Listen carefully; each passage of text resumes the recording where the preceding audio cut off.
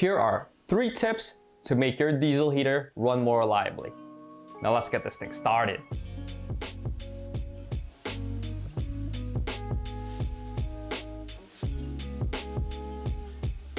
Hey guys, my name is Carl, and this channel is dedicated to all things DIY for your second-gen Toyota Tacoma. And for those of you guys who are new to this channel, I have a 2009 Toyota Tacoma TRD Sport, fully locked with 488 gears and 35-inch tires.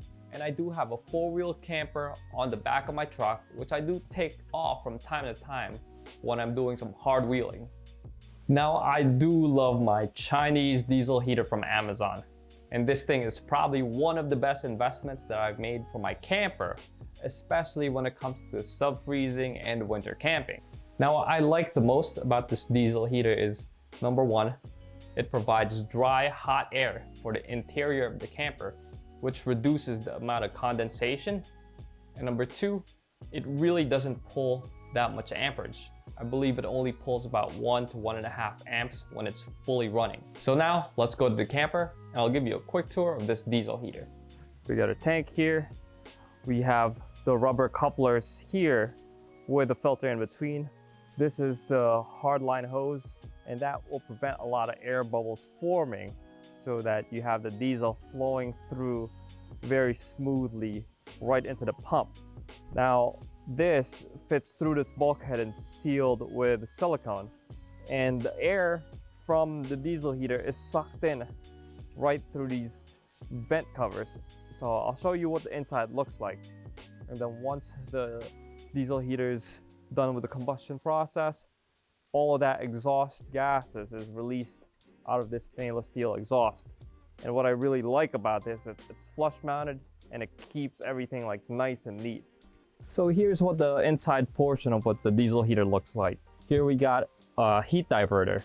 This basically vents out all the hot air at like a 45-degree angle upwards so that all the hot air doesn't just collect here towards our boots, because it's happened in the past where it will just blow the hot air straight out this way. So this at least diverts it and helps the hot air circulate a little bit better. The control panel is here, and I have this vent cover right now. It's basically vent, and I have it taped in the back because I'm not exactly using it right now. I'm thinking of designing like a recirculation system just in case it gets way too cold, but I'm not sure yet because this thing has actually been running very well. So I just kept this vent as an option. And if you guys want this 45-degree angle vent for your diesel heater, I'll link it in the description below, because this is actually something that I developed, designed, and 3D printed. And this thing is made of ASA plastic, and it hasn't melted at all. So here's what it looks like on the inside, guys. I did put this rubber gasketing around this void here so that it pretty much directs all the hot air and not really leak any of the cold air coming in from this vented space inside where the diesel heater is sitting. So I think this rubber gasket has definitely worked out very well. As I mentioned, this is just temporary blue tape for now until I figure out if I actually need a recirculation system, because otherwise I might just cap it completely. I don't know yet.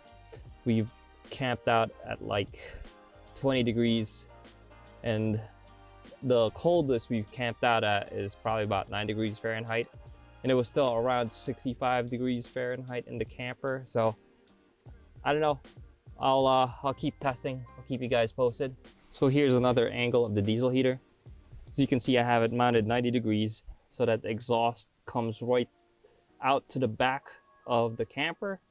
I do have the exhaust wrapped up with this exhaust wrap tape to keep as much of the heat pretty much going to the exhaust, and if there's any type of exhaust leaks on the pipes, this will also prevent that from further leaking into the cabin. So the other things I do want to note, I do have a spare fuel hose here along with some extra hose clamps. I also do have this diesel anti-gel agent to mix in with the diesel fuel. I'll talk more about that later. And I also do have a spare diesel pump here too, just in case. All right, so now I'll show you how this thing runs. Just press the on button here at startup. All right, so there it is, guys. You probably hear the clicking. I'll point the microphone that way. So you hear the clicking, you hear the combustion starting to go.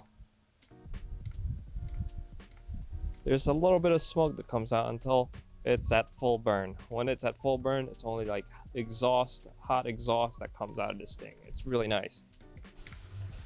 And you would definitely want to use one of these rubber mounts for the diesel heater. Usually it does come with it, but I've seen people who just mount the diesel pump directly to the shell of the camper or whatever you're mounting it on, and that clicking actually reverberates throughout the whole shell if you don't use this rubber mount. Now we have this heater pretty much fully warmed up. I have it at the lowest settings. That's why you hear that diesel pump click a lot slower. But I mean, that thing is warm. It's really nice and toasty in here once the cabin's all warmed up. The diesel heater and any of the parts that I use here will be linked in the description below. So now here are the 3 tips to get your diesel heater to run more reliably. Number 1 is replace that fuel hose. That fuel hose that it comes with is way too wide in terms of the inner diameter, and it has a tendency of catching a bubble and causing an airlock, which pretty much stops the pump from running. So Amazon does have a hose kit, which is a smaller inner diameter and reduces the likeliness of an airlock forming. So here's a closer look at the hardline.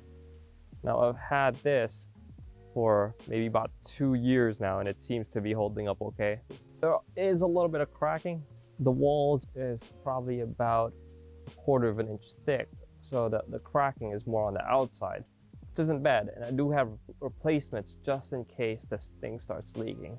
Now, speaking of the diesel hose, guys, if you're routing that hose, make sure there are no single peaks for that hose where air bubbles can form.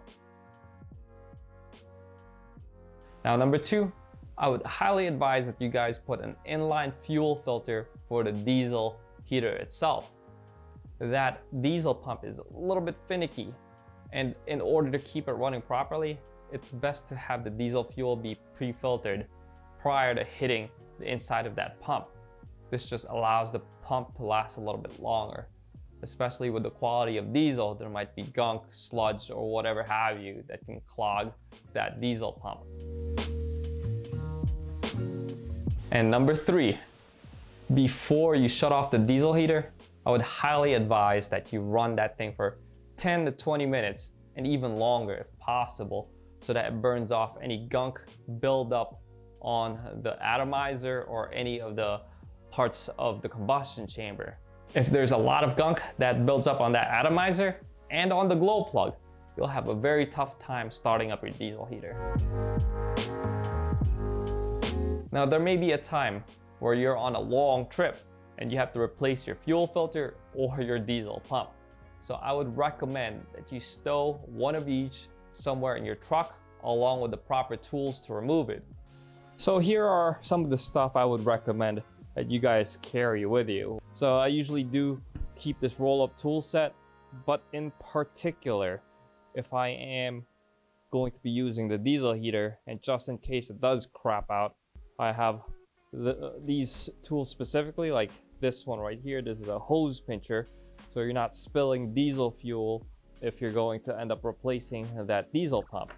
And it goes to the next item, which is the spare diesel pump. You would definitely want that, because if your diesel pump craps out, you have no heat.